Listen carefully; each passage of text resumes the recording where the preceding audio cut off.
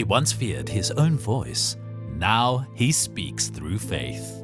For 18 years, I was addicted to mandrax, cocaine, drugs, alcohol. There was a lot of beach parties around my high school. That's where I started to be introduced to cocaine first time. I started using more often and more a lot, and my parents started noticing heavy changes in me. And then from there onwards, they took me to a rehab, my first rehab ever. It was not even long when I came back. I started going back to my drug ways again. And then from there onwards, I started stealing from the house. I started small. I started with small notes. Then gradually, I went into more notes, and then I went on to stealing my sister's salary. My mother had a project at home. She was running up a project, and she used to get equipment. I stole those things and I sold it. Those equipment cost thousands of rands. I sold it for about 500 rand until they actually took me to my second rehab. I ended up going to most of the rehabs around my area. In total, in all of these rehabs, they spend more than 120,000 on me. And that's where they said, look, Mark, we've tried all our best, so the best thing now is for you to pack your bags and you go out. I landed on the streets. I didn't have a place to go. I didn't have anything. I was alone. Taking a shower, it was a difficult thing because around in that area. But there was a river where I went, where I saw other guys also going there. And then I also said, okay, fine, this is it. This is how people on the streets are going to wash. Let me also go there. And then I went for the first time, and I saw these other guys. They also have soaps, and and then I asked one of them, where do you get these? And then they said, no, they just park cars. I started as well to find that green reflector jacket so that I can park cars and some coins to actually buy some soap. Instead of buying the things that I needed, like food-wise, I started buying tech again. I started buying alcohol again, using again. And I remember one night I was lonely on the streets, looking for food, hungry. Cold nights, looking around, searching for anything that I could find. I saw a dustbin over there, and I went. I opened it, and I looked into it. I scratched, and then I saw a piece of bread right there and then. And I didn't care what was it. I just took it, and I ate it. And right then, at that moment, I thought about, is my life going to end like this? Why am I like this? Why is it like this? That's when I thought that I am so alone here. And I remember my sister, as you can see there, she was inviting me to the Universal Church. So I was always going to the street to look for my brother. And when I found him, he was staying under the bridge. And I told him that the only way that your life is going to change is through God, is if you give your life to God. He was refusing to go to the church. But then I kept on insisting. But for me, I didn't believe in it. I didn't believe in her. I didn't believe in that God of that church. And when I went back to the community, that's where I faced a problem. The whole community was beating everybody that used to smoke. And when I was still walking, they actually ambushed me. And there was about 900 of them, all with shamboks, pangas. They wanted me dead. And they said that I was the main instigator. I remember in that midst, for the very first time, I made my first prayer. And I said, the God of my sister, the God of the Universal Church, if you can save me right now, I will change. In that, while I was still right there, standing there, a police van came. And when that van came, it stopped right in front of me. I took the police, I opened the front door, and I took the policeman out, and I jumped into the front seat. And I told the driver that, driver, if you don't take me out of here, these people will kill me. That's when the crowd started shaking the van, saying that there's no prisoner that can be in the front seat. The prisoner must be at the back seat. And I told him that, officer, I cannot move out of here, because if I go out of here, these people are going to stab me. The officer had to call for backup. 4 vans came, and then right then and then I was escorted with 4 vans out of that situation. They took me to the edge of my area where I went, and they told me that from like now on, don't ever come back here again. While I was walking and I saw the board of the Universal Church, and then I said to myself, let me go in. And I went inside, and I remember I had my backpack, my blankets, I had no shoes, I had a sandal, I had 1 jean and a t-shirt.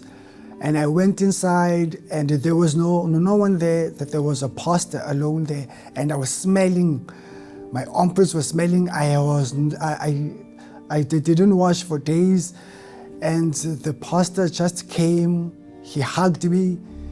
And for the very first time, I was like, yo, how can he hug a man like me, like a guy like me, smelling? And the pastor didn't seem to care. He just hugged me, and he gave me that warm hug. And he said to me that God will change your life. God will transform you. God of this church, he will change your life. I believed him, and I wanted that same God that he had to be in me as well. Then I stumbled across this organization that actually helps people from the streets, and they could give them accommodation. They had this program. They said that every Sunday I can choose which church I wanted to go to. I went straight to the Universal Church. After coming a couple of times to the church, and then I was free. I was free from addiction, I was free from alcohol, I was free from lying, I was free from cocaine, I was free from all of these bad things. And I wanted more, so I went to the pastor and I asked him, well, what is it that I can do more? I said that the day that you take God seriously, God will take you seriously. And I said, this is it. And he said that, and then that's where he actually introduced it to me, this campaign of Israel that was on. He said that you need to take part as well in it. And at first I was not too sure, but I said to myself, you know what, jump in. This is your moment. If you really, really want to get to change, this is your moment. And that's where I started. I remember taking the prayer request, and I grabbed it with both hands and I said, my Lord, not my will, but let your will be done.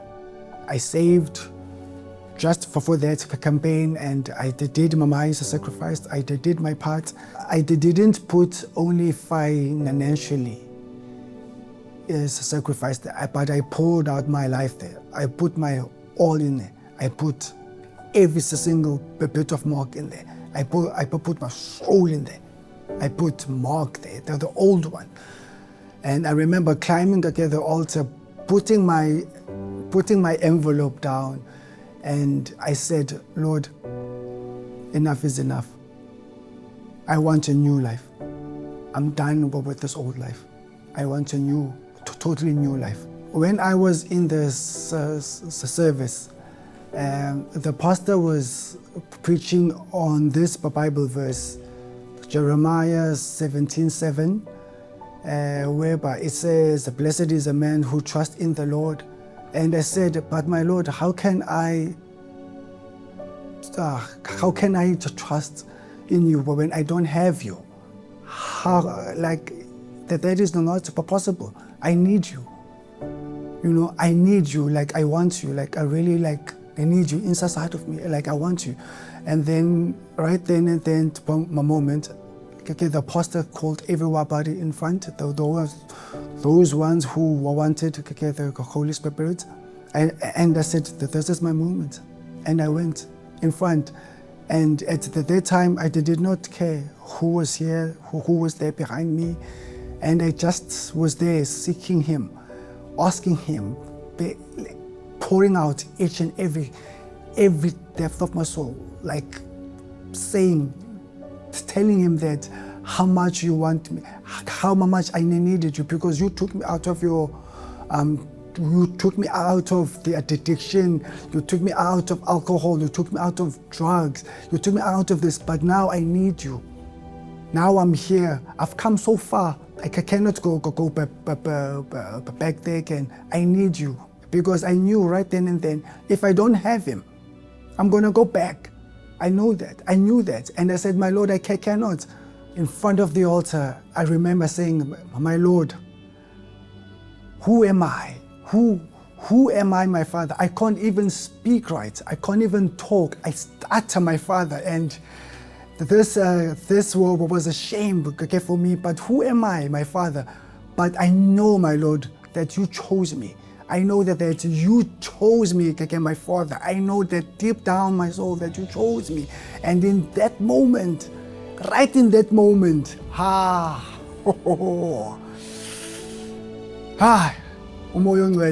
the Holy Spirit just came upon me. Right then at that moment, I knew there was not even a shadow of a doubt. I knew right then that the assurance, the certainty, that the confidence, I didn't care whether I stutter or not. I knew that, my Lord.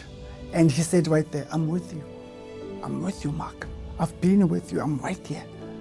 Right then and then, I was like, oh, yeah. You don't understand.